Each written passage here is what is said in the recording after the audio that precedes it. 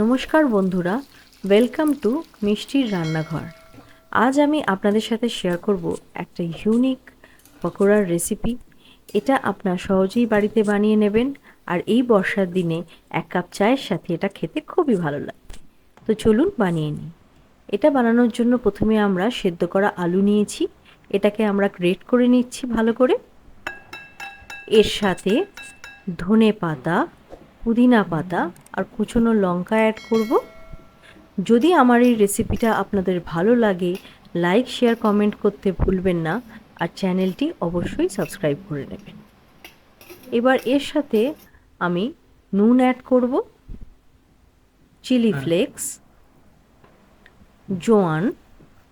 জোয়ানটা একটু হাতে করে নেড়ে নিয়ে অ্যাড করে নিচ্ছি, জিরে আর চালের গুঁড়ো, আর এর সাথে অ্যাড করব জল।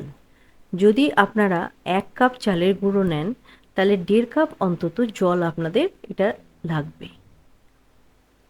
আস্তে আস্তে আমরা জল মেশাবো আর ব্যাটারটা তৈরি করে নেব। ব্যাটারটা আমাদের কনসিস্টেন্সিটা ঠিক এই রকম লাগতে হবে, দেখুন। এবার খাবার সোডা অ্যাড করব, তার সাথে একটু জল অ্যাড করব, আবার ব্যাটারটা ভালো করে নেড়ে নেব। এবার কড়াই তেল দেবো, তাতে আমরা ভালো করে এটাকে ভেজে নেব। মিডিয়াম ফ্লেমে ভাজবো, তাহলে ভেতর থেকে এটা খুব মুচমুচে হয় খেতে। আমাদের মজাদার স্ন্যাক্স তৈরি হয়ে গেল। আপনারা এটা অবশ্যই বানিয়ে দেখবেন। ভালো লাগলে লাইক করতে আর সাবস্ক্রাইব করতে ভুলবেন না। ধন্যবাদ।